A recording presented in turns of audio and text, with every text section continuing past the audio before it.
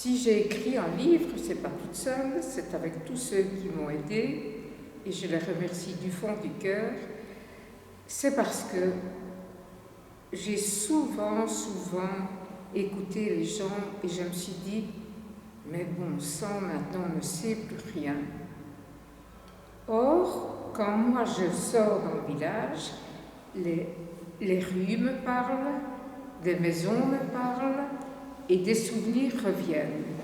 Et des souvenirs où il était un temps où chacun avait une activité dans notre village. Il pouvait trouver du travail, que ce soit les dames ou les messieurs, tout le monde devait trouver. Et cette période-là, et ceux qui devaient aller à l'extérieur, je les entendais, ils allaient prendre le bus et ils partaient en chantant ou en sifflant. Et je me dis, mais comme le monde est devenu morose. En rue, si tu chantes, on pense que tu es sourd. Si tu siffles, on pense autre chose. Alors, je me suis dit, mais que faire? Que faire? Et des gens ont dit, mais écris tout ça, écris. Ce qui avait, moi je ne savais pas ce que tu me disais là-bas, je ne savais pas. Puis finalement, il y a eu tellement de personnes qui se sont intéressées à ce projet qui date d'années, que je les ai contactés et on a fait des réunions ensemble et j'ai dit, est-ce que vous voulez travailler avec moi? Oui, ils sont venus, mais quand ils ont vu l'ampleur du travail, il y en a beaucoup, un à un, qui partaient. Je ne sais rien, ils sont venus. D'ailleurs, on ne savait pas travailler toute une équipe comme ça, c'était beaucoup trop lourd. Et donc, on est resté plus ou moins à 3. Il y en a qui ont abandonné, mais 3, ça suffit. Bon, je travaillais personnellement, mais on revoyait ensemble. Ça va? Et donc, ce travail nous a demandé beaucoup de recherches. Il fallait aller aux archives de l'État, dépouiller des documents à travers les registres paroissiaux aussi. Il fallait écrire là ou là pour avoir une date. C'était un travail de bénédictin. Parce qu'une date, ça doit être juste. Et donc, c'est comme ça qu'on est arrivé à écrire ce livre. Voilà, il y en a qui ont mis en page, il y en a qui ont relu, et il y en a qui ont cherché.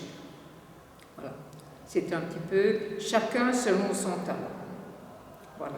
Et les jours où on se réunissait ensemble, je travaillais aussi toute seule, les jours où on se réunissait ensemble, c'était la journée. Alors je faisais un potage, tartines, fromage américain, et voilà, on mangeait ensemble. Et puis, ils ont dit, mais il ne faut plus faire le potage, moi je vais le faire. Et puis, il y avait une tournante de potage. Et c'était des jours tellement favorables. Et ça, je n'oublierai jamais, toute cette bonne entente et cette efficacité. Alors, tout le monde arrivait à se poser des questions. Et ça, c'était intéressant. Parce qu'en se posant des questions, je me dis, bah oui, ça, il faut le dire. Alors que c'était parfois des gerpillois bien trempés. Donc, je me dis, avant de commencer, pour moi c'est un devoir moral d'écrire, avant de quitter ce monde, d'écrire tout ce que j'ai cherché sur Sainte-Rolande, le patrimoine, tout. Donc ça va se faire. J'ai déjà une base, mais il faut harmoniser tout cela. Mais à propos de ce livre aussi. Mais à propos de ce livre-ci, c'est pas fait au nom de la confrérie, c'est en mon nom personnel et ceux qui m'ont aidé. Mais ça me permet d'avoir les coups des franges maintenant. Je suis débarrassée de ce souci et d'écrire maintenant sur Sainte-Rolande, pourquoi les pèlerinages, parce que je voudrais que tout ce que j'ai amassé, y compris l'analyse des reliques, tout ça, tout ce que j'ai comme document soit publié. Monsieur et Madame tout le monde ont droit à pouvoir se procurer ça. Voilà.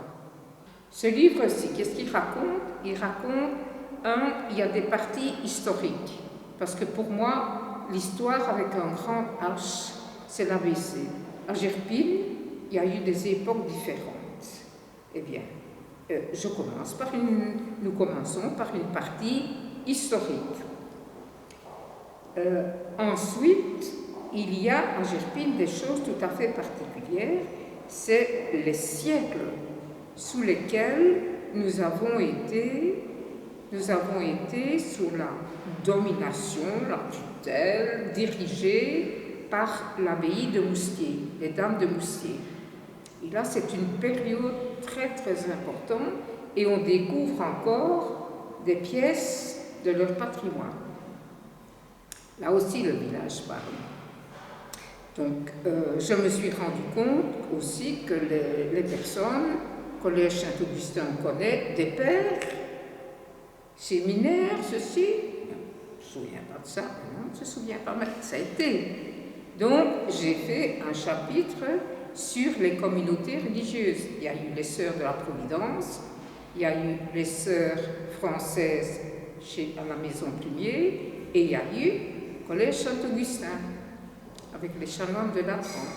Tu vois? Alors, voilà. Puis, il y a toutes sortes de questions qui se posent aussi dans ce livre-là. C'est que, par exemple, je vais dire que pourquoi est-ce que Bienne participe à la rentrée solennelle de la procession et le tour ne passe pas? Le tour ne passe pas. Mais ça, c'est historique. Il faut aussi expliquer. Si vous prenez le livre, vous comprendrez. Mais pourquoi sont-ils deux compagnies en honneur? Il y a aussi une explication. Une explication, c'est que le premier doyen de Bienne, c'est un curé de Gerpine qui était un de Bruges. Voilà. Alors, donc, c'est comme ça qu'ils ont deux compagnies à la rentrée. C'est un honneur remarquable. Pourquoi est-ce qu'on passe dans la province de Namur, Tarsienne, Anzin? Ça s'explique aussi.